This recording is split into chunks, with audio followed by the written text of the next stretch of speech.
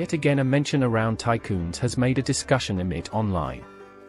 Lil Duval's tweets frequently progress into trending topics, and that occurred after he wrote a pondered tweet at very rich persons and moguls.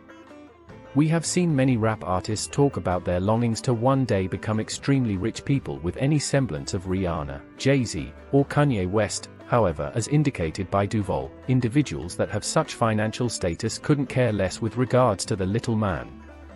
Real billionaires see humans as livestock. Remember that next time you'll glorify and praise one, Duval wrote. The attention was swift as people called him OU with claims that he was somehow equating billionaire statuses with being evil.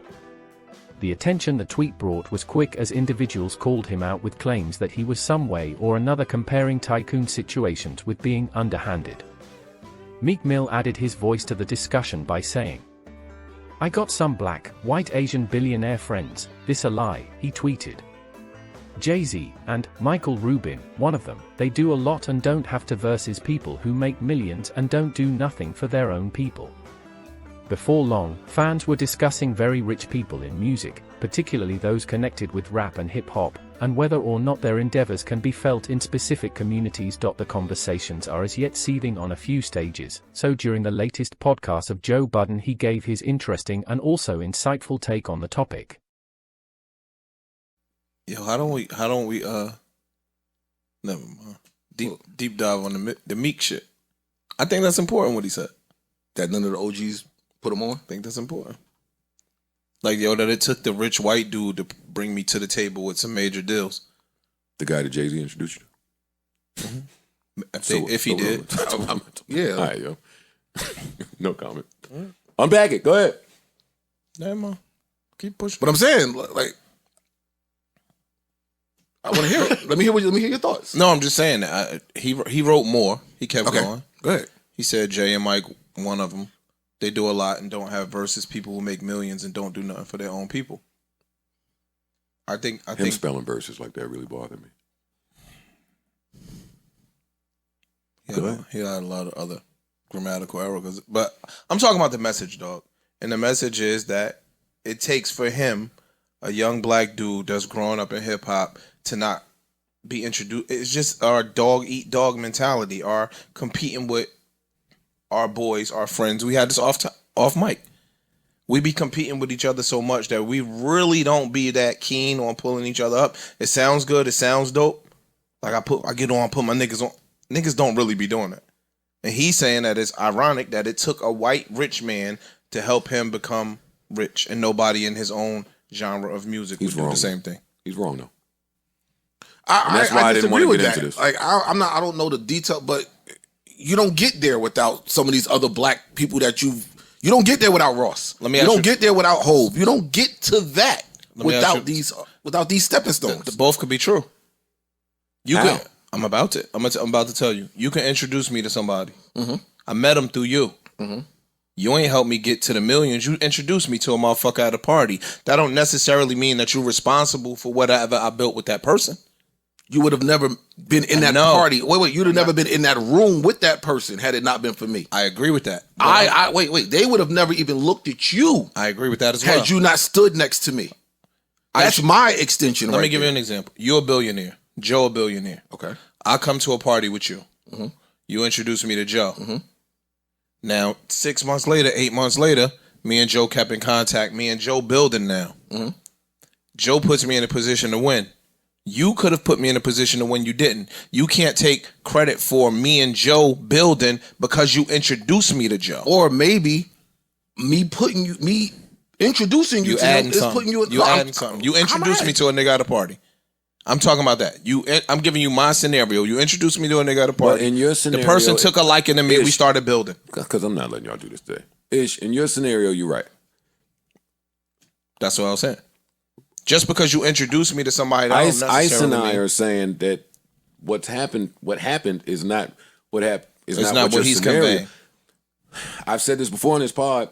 Ross, at the height of his career, put his arm around you and spent the next however many years solidifying you to where you would be able to have these conversations with someone else after you get valuable. That's not to be overlooked. I agree. You right. It ain't as simple as, hey, I brought you to a party. But they did a lot more than that. I'm with all the black excellence, black empowerment, entrepreneurial shit that Meek is on. What I don't like is the girl that gets the boyfriend and then shits on all the single girls. Like rubs the boyfriend in the face. Now it's a different set. Because great that Meek evolved. But you need Meek to evolve for thought to evolve so that plans could change moving forward. But this ain't who Meek was when he came in. Exactly. This is not who Meek was. You needed Meek to go through some of the shit that he went through and come out of that to even be this person. Shit. He wasn't trying to appeal to this shit.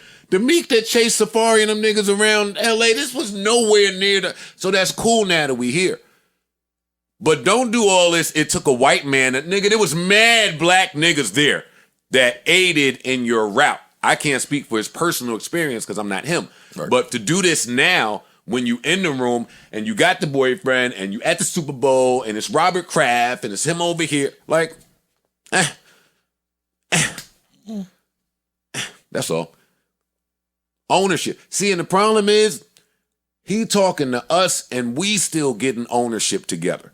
Like, great that you went somewhere else and people who could afford a little more and had a little more intel were able to pull you up in a way that we could not. But don't use that to shame anybody that helped you on your way. That's all.